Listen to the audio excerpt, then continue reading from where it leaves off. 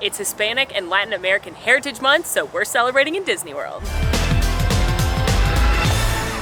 Hola, ma'am, familia. Hispanic and Latin American Heritage Month kicked off on September 15th. It runs through October 15th, so I am in Disney Springs to celebrate.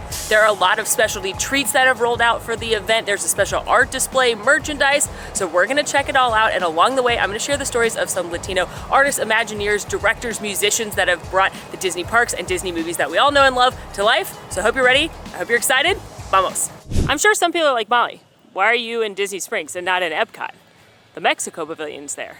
And while that's true, and I do love the Mexico Pavilion for both its aesthetic, its design, and of course its delicious eats and margaritas, Mexico's not the only country or culture being celebrated this month, and I felt like that'd be insensitive to do the whole video for Mexico. And also, I wanted to try a wider array of different food from the celebration this month. Also, surprisingly, Epcot is usually the most boring of the different parks and locations when it comes to these celebrations because they often just promote food that's already available. So they were promoting the different booths from Food and Wine that might apply. They were promoting different food and drinks in the Mexico Pavilion that you can get most of the time.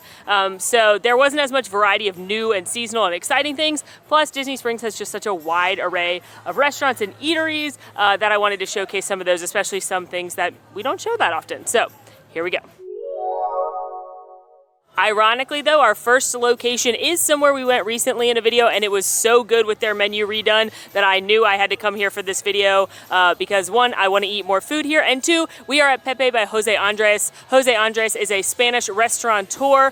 His main restaurant here, Jaleo, is a signature Spanish tapas restaurant known for things like their amazing paella and house-made tableside sangria, but they also have this fantastic quick service restaurant called Pepe, and it serves different sandwiches and lighter bites. But I figured what better way to kick off Hispanic and Latin American Heritage Month video with eating at a restaurant actually owned by Jose Andres. I'm telling y'all, it is criminal that more people do not come to Pepe. I honestly think it might be the best quick service restaurant at Disney Springs. I'm having a hard time in this moment thinking of something better.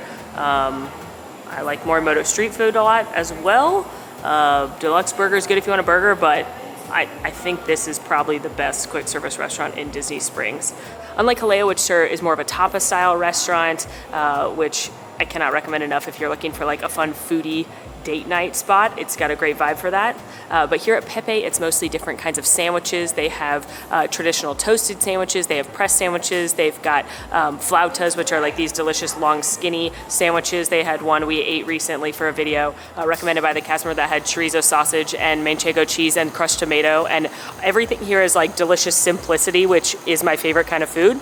Also, sorry if it's loud in here. They're doing construction next door on Summer House, which is a new restaurant opening I'm very excited about.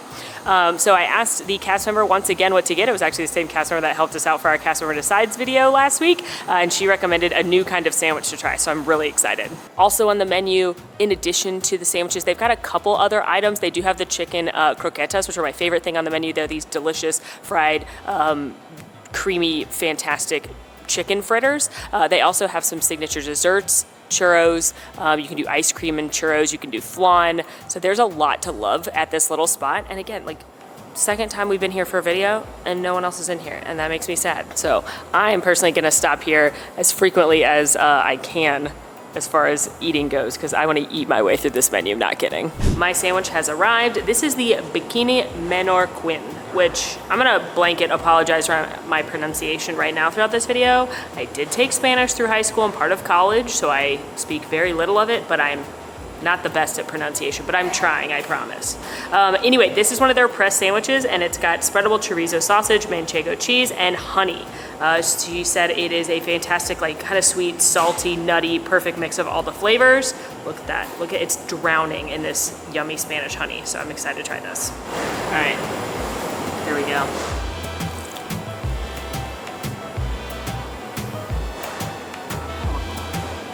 Look at that honey. It is dripping off of it. It's very messy, but it's like the perfect crunch. Look how cheesy it is.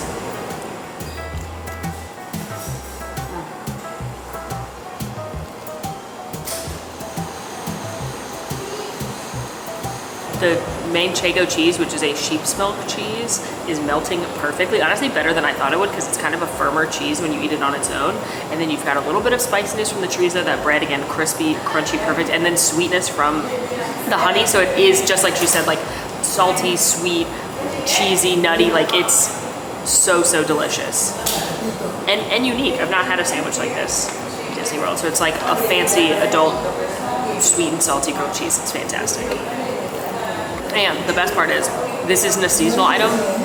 The thing about doing these videos is, while I love trying the seasonal food, sometimes it goes away. And sometimes you eat something and you're like, wow, that's amazing, I wish I could eat that again. So I also wanted to highlight some dishes that matched our theme today that you could get year round. So while we sit here and enjoy this sandwich, let's talk about the work of Alfredo Ayala, because we all have to thank him for a lot. Alfredo Ayala is an R&D, research and development executive Imagineer, but his Disney journey started long ago. In fact, his first trip to Disneyland, he was 4 years old, and all he can remember is crying on Pirates of the Caribbean because he thought the pirates were real and he was scared. Flash forward to June of 1993, where he got a Disney internship with Imagineering, and at this point, he's now been working for Disney for over 30 years. Throughout his tenure at Disney, he's responsible for doing a lot of the mechanics and classified and most advanced R&D work that Disney does.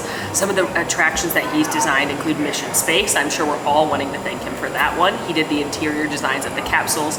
He worked on Soarin', the Finding Nemo submarine journey, Cars Land, and Navi River Journey, where he worked on the Shaman of Song, the most advanced and incredible animatronic Disney's ever built. Alfredo's now working on the next level of audio animatronics, which are called autonomatronics, which are so advanced that they actually respond to human interaction, and they're not programmed to do the same thing over and over again. They actually respond to you with like artificial intelligence and their eyeballs. So we should all be nice to Alfredo, because he could be leading the robot takeover. Unsurprising, Alfredo in 2007 won the Walt Disney Imagineering Spirit of Invention Award. He also in 2011 received the Imagen Award for Creativity, which is an organization that highlights creativity and technology in the Hispanic and Latino community. And also in 2015, he was named one of the 20 most influential Latinos of the time by CNET. In interviews, he has said that his Latino passion and his family, he brings that into his work. He also owns 14 different patents that he's made for the Disney Company, which is why so much of his work is classified and we don't know what he's working on. This is a genius. 14 different patents in both AI and chemistry. Also in interviews I watched, he calls himself a perfectionist, and he's always pushing himself to make sure everything that he does is as good as it possibly could be, which I think you can see in things like the Shaman of Song animatronic, which people still think is a real creature or actor and not a robot. So to Alfredo, from the terrifying capsules of Mission Space to the hauntingly realistic Navi Shaman of Song to the future of audio animatronics and autonomatronics, we thank you for over 30 years in Disney Imagineering. Cheers. Muchas gracias to Jose Andres for that incredible restaurant. I will not get over it. This is my new thing. My new obsession is Pepe, because, wow, that food is like simple deliciousness, which is my favorite kind of food. Fantastic. Now I am headed out of the west side, but don't worry, we'll be back. There's a couple locations over here that aren't open quite yet, but we are headed this way to get our next treat, our next eat. Made it over to the marketplace to head to our next location, the Daily Poutine. So this is a little stand that serves basically exclusively poutine, which is a Canadian dish with French fries, cheese curds, and gravy. And while they have traditional Canadian poutine as well as a few other varieties, they have a special right now just for the month. Grabbed the pastelon poutine. So this is French fries covered with sofrito ground beef, which is a ground beef mixture with peppers and onions. It's got fried sweet plantains around the edges there, as well as shredded cheddar cheese, a garlic aioli, and chives. Also, don't act like you were just right here. You just did that thing where, like, if you're like eavesdropping and then the people look at you, you look away really fast. That's what that bird just did. And what I love is sometimes in the foodie guide, they give you a little bit more information about the history of the dish. And it talks about how pastelon is a baked dish very popular in Puerto Rico and the Dominican Republic with layers of sweet plantains and ground beef. So that's where this dish comes from. Plantains are a very popular food in both Puerto Rico and the Dominican Republic. And what I love even more than them giving me a little bit of history of the dish is they often tie it to a cast member that actually works here. So front of house leader Actor Elba, who would be one of the front of house food and beverage cast members, said that this reminded her of Pastelon, and she's excited to share this dish. So I love that they're bringing the cast members into this. Let's try it. Trying to get a bite with everything. There's so much garlic aioli on here, which I am not complaining about. Also, there's little like crispy potato sticks on top, which I'm very into. Trying to make sure there's the ground beef. There's all your toppings. So we're gonna get a fry with a little bit of everything. Here we go.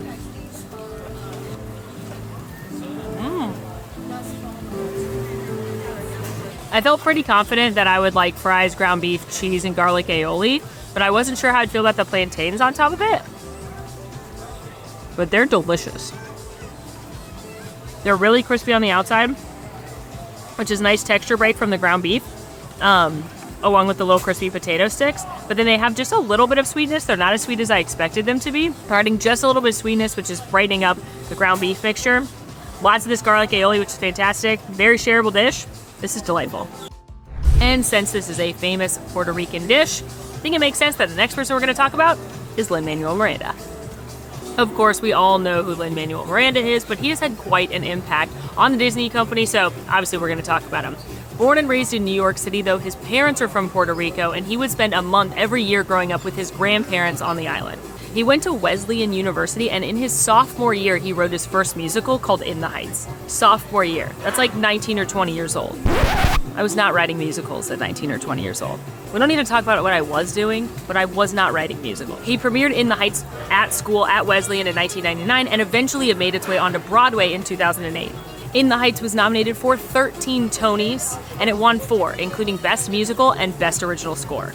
Lin Manuel Miranda continued to work in theater. He even teamed up with legendary composer and musical writer Stephen Sondheim to help him translate some of his work into Spanish for the revival of West Side Story. But this whole time, Lin was still working on the side as like a theater teacher and a bar mitzvah singer. Can you imagine having Lin Manuel Miranda be who performs at your bar mitzvah? Eventually, Lin reads a book, and it's a biography of a famous historical figure. We all know who that is, right? George Washington.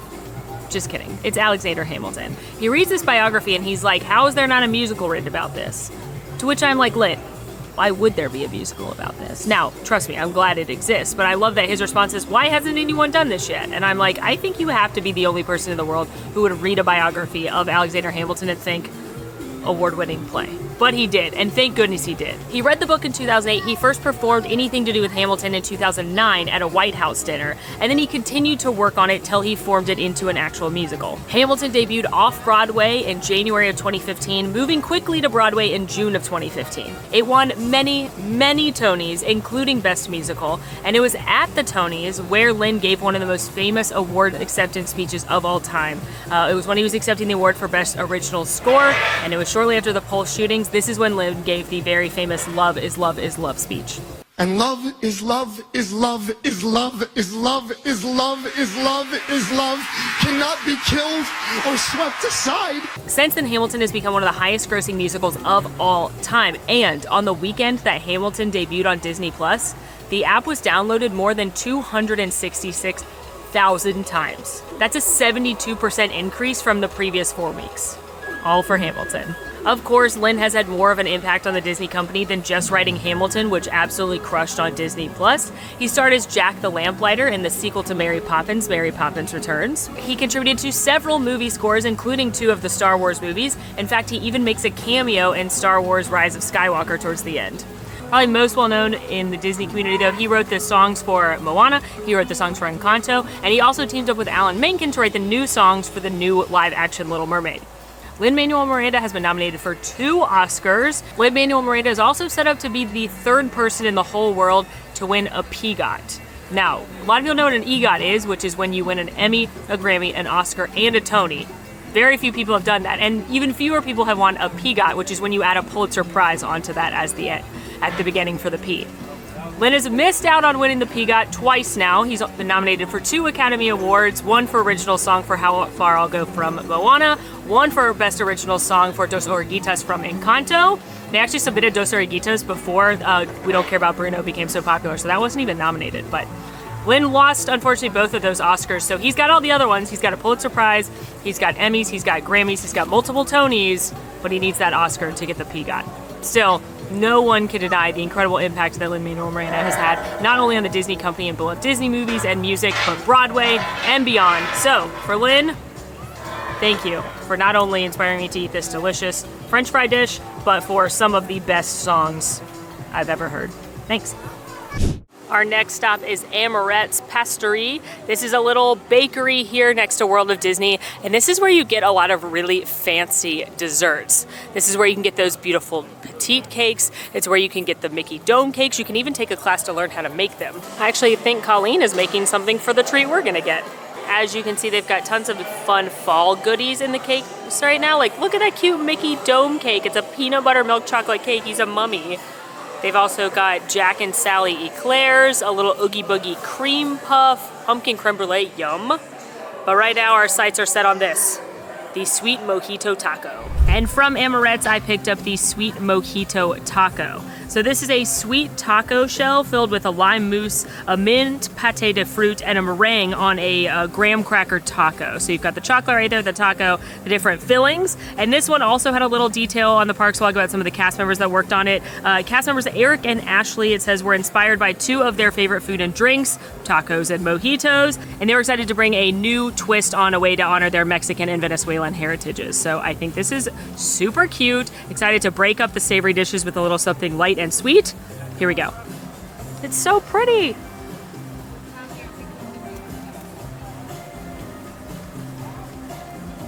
This is so good. Sometimes Amarette's gets out of control with their desserts. And they're so beautiful, but there's so many flavors going on, they're not for me. They're never like artificially tasting or anything, but they're just a lot going on. This is perfect because you've got the graham cracker crust, a little bit of chocolate, and the nice key lime filling. It reminds me of key lime pie because of the crust. It's light, it's crisp, it's refreshing. I love the meringue on top. It's nice and marshmallowy, consistency-wise. Ooh, and that tart zest of the lime is awesome. Honestly, I don't even need the chocolate. I would be happy without the piece of chocolate and just having the graham cracker and the lime. That is so good. I hope they keep something along these limes around. And the only other thing I'd say is I wish I could taste a little bit more of the mint. This is really fun. And while I enjoy this partially Mexican-inspired treat, let's talk about Bill Melendez. Bill Melendez was born in Mexico and moved to Arizona at age 12 and eventually found his way out to LA. Growing up, he said he would draw everything that he could. He would draw what he saw, so lots of cowboys and horses and cactus and any cattle, anything that he could see. Eventually, though, he ended up getting a job at a lumber mill. It's during the Great Depression, so he got whatever job he could get. And then he saw a little movie that I think a lot of us have seen, Snow White and the Seven Dwarfs, and he set his sight on working for Disney. When he applied to work at Disney, they thought he was very good, but decided he could use a little bit of formal training. So they suggested he attended the Chouinard Art Institute in LA, which is an art institute where many Disney legends have attended, including Mary Blair, Ollie Johnston, Wolfgang Reitherman, and Alice Davis, among many more. He was hired by Disney in 1938, and he worked on a lot of classic films, such as Pinocchio, Bambi, Dumbo, Fantasia, and a couple of Mickey shorts as well. Now what's interesting is that Bill's first name is actually Cuauhtemoc Melendez, but he goes by Bill because when Disney was trying to put him in the credits, they said that they couldn't fit that many letters across, so he said, okay, I'll go by Bill. So then he went by Bill forever. Now, unfortunately, Bill did leave the Disney Company in 1941 during a strike that he started. But he went to work at Leon Schlesinger Productions, which would be later acquired by Warner Brothers, where he continued to animate some of the most famous characters in the world. He drew Bugs Bunny, Foghorn Leghorn, Daffy Duck, Porky Pig, and eventually formed his own studio, Bill Melendez Productions, in 1964. But in 1959, he met another famous titan of animation, Mr. Schultz. I'm sure that rings some bells for people because he is the creator of the Peanuts cartoons. He worked with Bill on a couple of projects and later said that Bill's the only person that he would trust to bring the beloved Peanuts characters from the page to the screen. So Bill became the animator and producer on many, many Peanuts movies, including A Charlie Brown Christmas, The Great Pumpkin, Charlie Brown Thanksgiving, and he did the voice of Snoopy, which is more like barks and yowls and yips, but Still pretty cute when you look at this picture of all the little kids and him that were the voice talent. Over his career, he was nominated for 26 Emmys and he won 8 of them. But what's important to remember about Bill and his impact not only on the Disney Company but animation as a whole is that he got into animation in the 1930s where there were very few Mexican artists, so he really paved the way for a lot of people to come after him. And along the way, he gave us beloved characters in movies like Pinocchio, Dumbo, he drew Mickey Mouse, he drew Daffy Duck and Bugs Bunny, he drew Snoopy and Charlie Brown and Pigpen, I guess. So, Bill, for all your contributions across animation as a medium, thank you. Taking a little break from eating, and we're gonna head into World of Disney. World of Disney is the largest Disney merchandise shop on property. It's absolutely massive, and just in time for the month, they dropped new Coco and new Encanto lines. So we're gonna look at some of it and see what kind of fun merchandise they have before we continue eating and drinking. And I've seen this around too, not just here, so if you like anything, you may see it over at Epcot or Magic Kingdom or one of the other parks, but we have got ears, this cute Hector and Imelda t-shirt, a sweatshirt, a different sweatshirt, t-shirt, PJ bottoms, blanket, another sweatshirt, tote, fan, satchel, I love that, and Loungefly, guitar, art kit, no, it's an embroidery kit, how cute, kid shirt, and figurine set. And found the Encanto collection. There's a lot, so buckle up. We've got this casita that I don't know what it is. Is it? Oh, yeah. I thought it was a cookie jar, and then I thought it was a piggy bank, and now I think it's just for you to display, and I'm a little disappointed, not gonna lie to you. Anyway, we've got a Louisa Loungefly. Fantastic. Being strong is fabulous. I love that. We've got these glasses. We've got these mugs. Bowl. Picture frame. Hoodie, bucket hat, short sleeve shirt with Louisa, short sleeve shirt with Bruno, Bruno jacket, spirit jersey, button down, t-shirt, fanny pack. You've got dolls of Mirabel, Isabella, and Louisa. Louisa costume, Bruno costume, Mirabel costume, apron, magnets, Mirabel accessory kit, backpack, Mirabel shirt, stationery kit. Ooh. I used to love these as a kid. It's got your little markers, a notepad, colored pencils. I love this. Doll set of the three sisters plus Dolores. Mirabel doll. Small backpack, small shirt, small jacket. Oh, it's got Antonio and Bruno. That is cute. Kid shirt, kids Isabella pajamas, figurine set. Even smaller outfit, even somehow smaller outfit. So none of that stuff is exclusive for this month, but the timing worked out. And again, you can get it many places. It's on Shop Disney, but I just love that both those movies are getting so much love. And now I think it's time for another treat. The next stop is the mothership for me, the Joffrey's Brick and Mortar shop. Joffrey's is the maker of my favorite coffee, the Shaky Jamaica. They also make the pumpkin creme brulee cold brew, which is my favorite during this time of year. And again, they do have this brick and mortar store in Disney Springs where you can purchase their signature bags of coffee, as well as lattes, iced coffee, cappuccinos, etc. And they have a fun thing you can do with your coffee. They have something called ripple art, which you can put on your coffee, and they've got special ones right now, including this Mirabel. How cute is she? They also had some cute cocoa designs, and you can get these printed on anything that has foam on top. So any kind of latte or even a nitro cold brew, as long as there's foam, you can print on them. And while normally for these I do something like the nitro cold brew, this is actually the seasonal dulce de leche latte, which they brought out for the month. So I went with that. I asked them to cut down the syrup though. It's your condensed milk, your coffee, and dulce de leche syrup. So I asked them to do 1 pump instead of 3, so it's less sweet. But how cute is she? I always feel kind of bad drinking these because I'm like drinking their face, but cheers.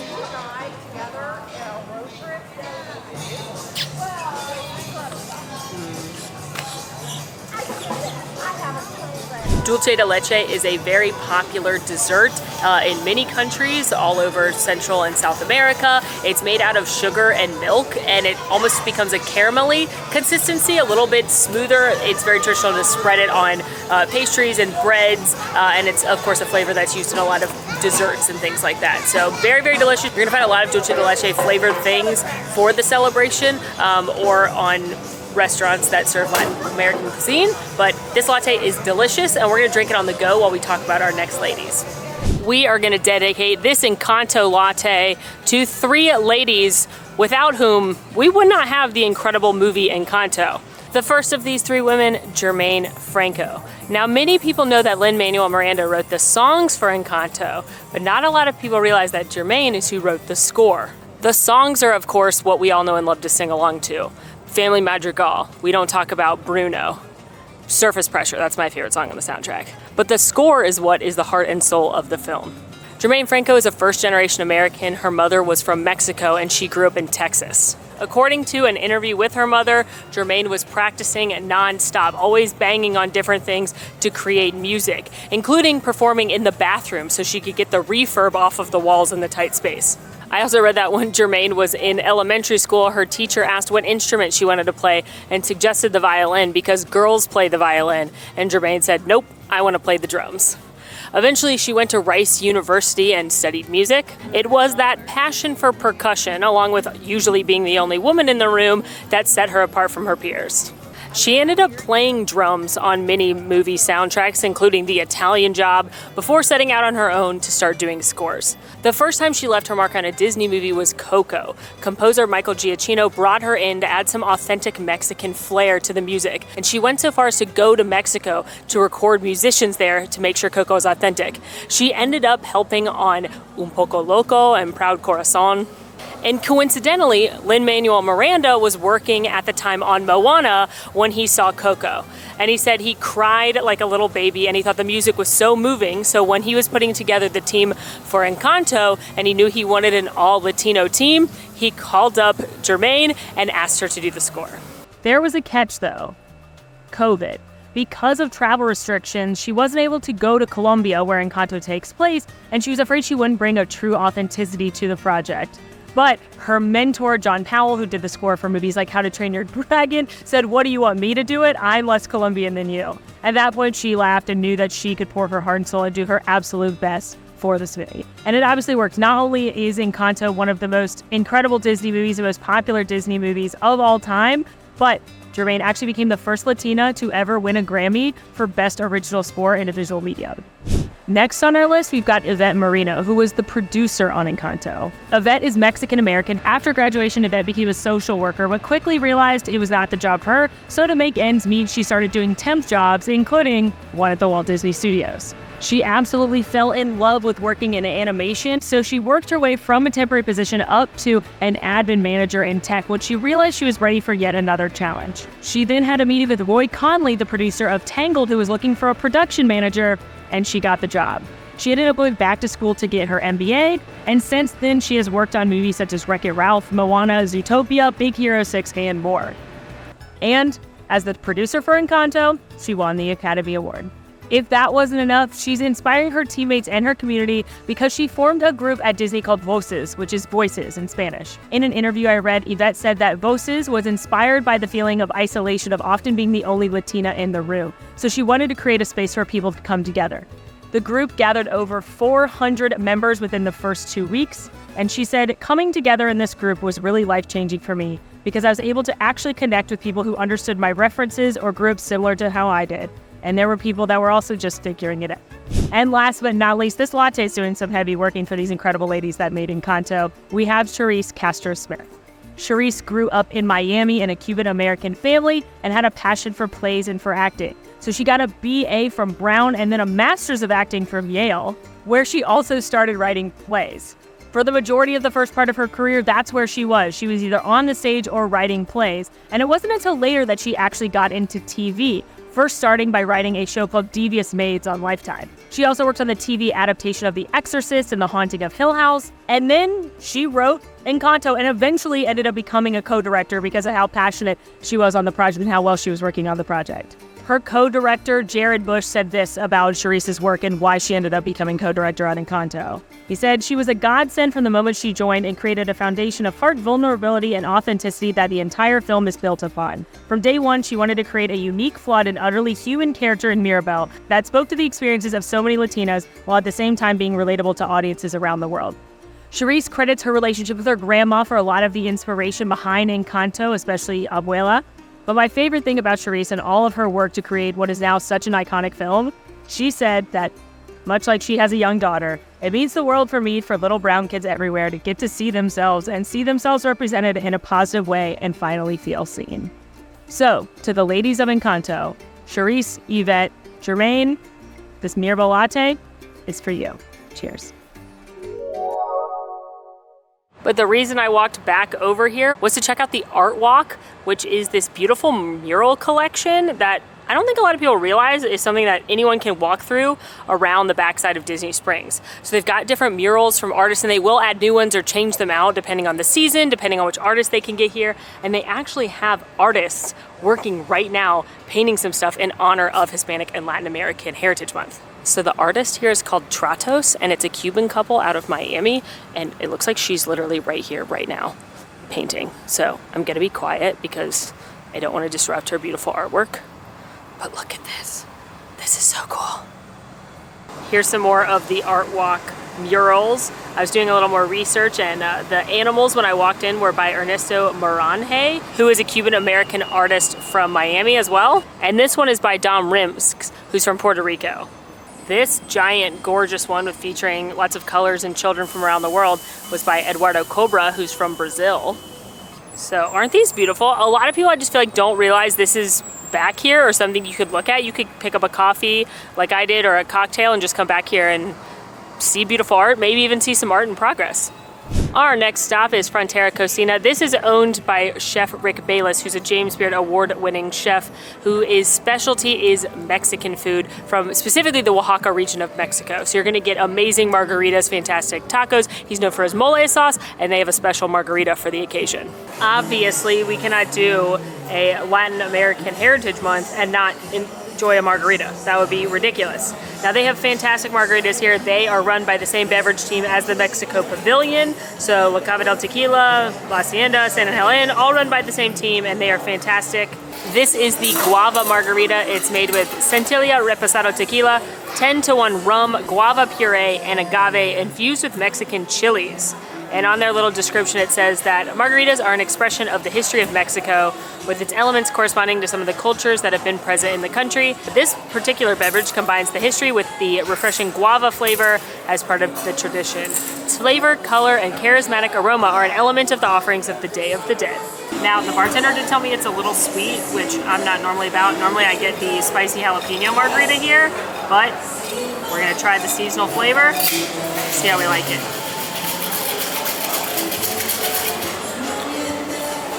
Definitely sweet. It's a little too sweet for my palate, which again, shout out to the bartender, he did warn me. You can still taste the rum, definitely. Not so much the tequila. I would say the guava puree is the strongest flavor. Notice there's a little less of that, a little more of the chili and tequila. But if you like sweeter drinks, something like this is perfect. Grabbed my drink to go because I knew it was a little loud in there, so we can talk about our next Imagineer, one of my favorites, Exitencio.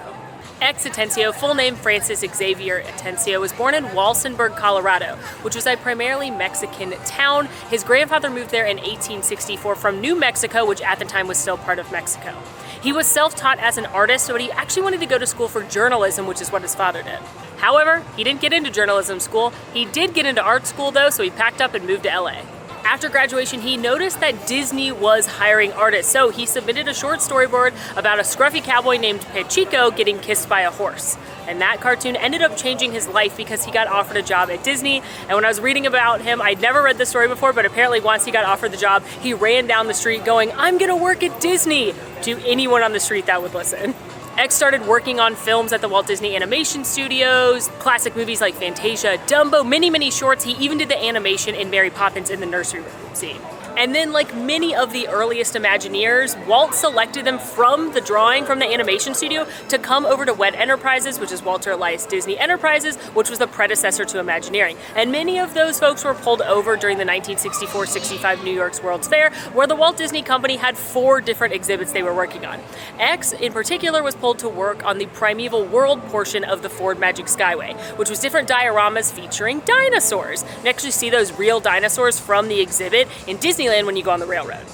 Exitencio was known for his way with words. He had an incredible vocabulary, and the way he spoke and he wrote was awe-inspiring. So it's no surprise that Walt Disney tapped him to be the scriptwriter on one of his most famous attractions of all time, my favorite ever, Pirates of the Caribbean. So X wrote all of the different pirate scripts. You hear the different pirates pillaging and plundering. You hear the townspeople. X wrote all of this. And when he realized the pace of the boats, he was like, ooh, Walt, I wrote too much. And Walt was like, no, I love it, because depending on how you go on the ride, depending on the pacing of your boat, where you stop, where there's delays, you're gonna hear different things. It's like going through a cocktail party. You're not gonna pick up the full part of any one conversation if you're moving through the party, and that's what the attraction's like. I just talked about this in a video recently because I wrote it a couple weeks ago, and I still heard things that I hadn't heard despite having been on that attraction hundreds of times. X was so good at writing the scripts that Walt Disney then said, hey, you're gonna write the lyrics to the song as well. And X is like, I've never written a song before. And Walt was like, I don't care, write the song. But obviously he had an incredible gift, because he wrote Yo Ho, Yo Ho, A Pirate's Life for Me, which is one of the most famous Disney songs of all time. And if that wasn't enough, X took his songwriting and script writing talents down the road to the Haunted Mansion, where he wrote the script for the Ghost Host as well as Grim Grinning Ghosts. Yes, it is Exitencio that we have to thank for the phrase, your cadaverous pallor portrays an aura of foreboding. Genius. Eventually, X oversaw the Imagineering for the Mexico Pavilion in Epcot, and he was very rightfully named a Disney legend in 1996. So, to Exitencio, who gave us the voice of a ghost host, who gave us the voice of pirates, this is for you. Cheers. The next stop on our adventure is the Ganashri Chocolate Shoppy. For the record, I know it's shop, but it's funny to say shoppy. This is a gourmet chocolate boutique studio where they hand make chocolates of all kinds, and they have a special one, of course, for the month, otherwise we wouldn't be here. But this is where they have their famous artisan s'mores. They make really cute cake pops. Look, Lauren right here, she's making chocolate right now as we speak. This is also where you can get the piñatas, where they have different seasonal ones. Like right now it's Donald Duck, and you get a little mallet with it and smash it and little candies come out. Picked up the guava ganache square. It's got guava in it, and it's 65% dark chocolate. And we once again get a cast member story. Deanna, who is a cast member here, it says was inspired by her Puerto Rican heritage, which is why this has guava, and the design is reminiscent of the Royal Poinciana, which is known as the flame tree. The Royal Poinciana is an icon and very common in Puerto Rican artwork. It's a very popular, beautiful, plentiful tree over there, and the guava is one of the most popular fruits. So let's enjoy.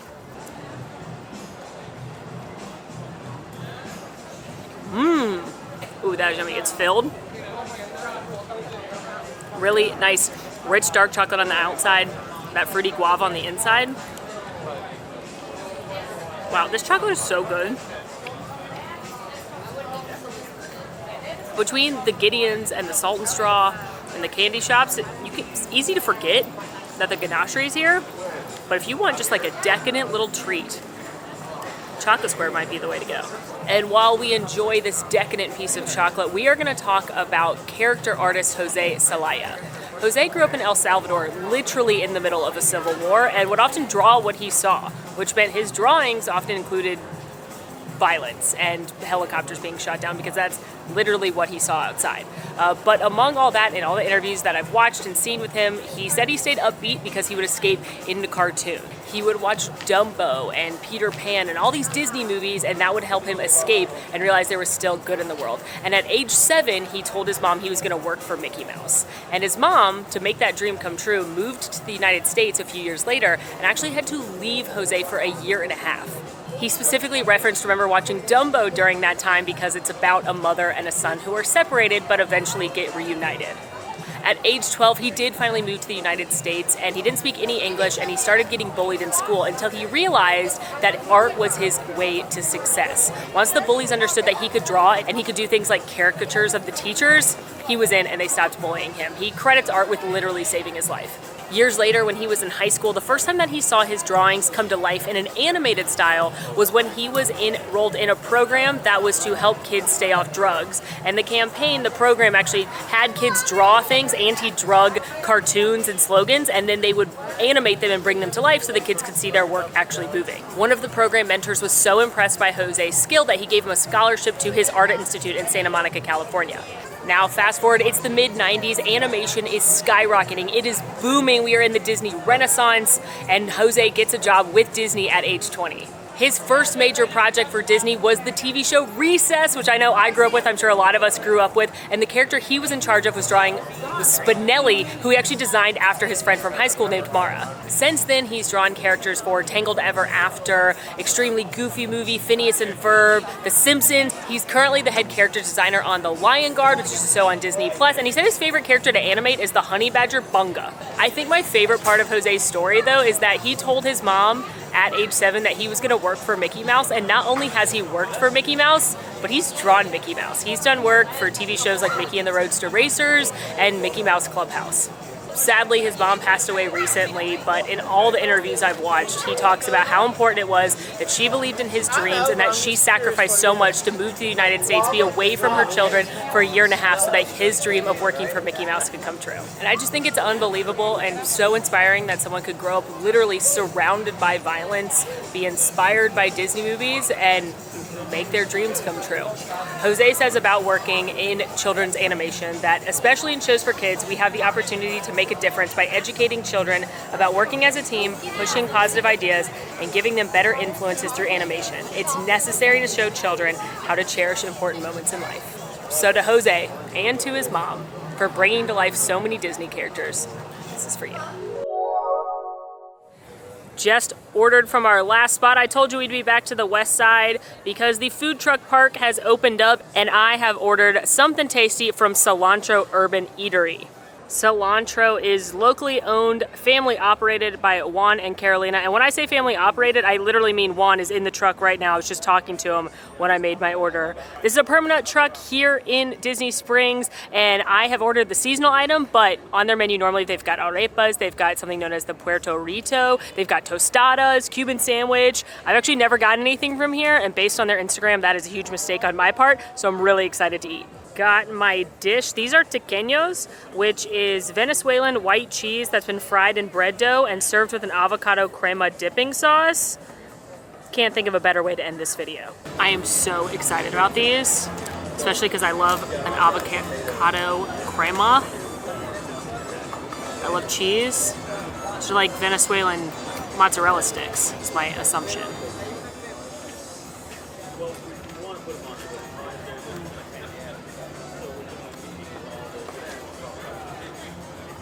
Yeah. Look at all that cheese. Wow. This sauce is unreal. I am not one of those people where cilantro tastes like soap. I'm sorry if you are. And I can definitely taste the cilantro in this as well as the avocado. This is amazing. I want to slather this on everything. These are really simple in flavor. Little sweetness from the bread, and then you've got that really mild white cheese. It's like a really doughy mozzarella stick, but better because this is far better than any marinara sauce you're gonna get.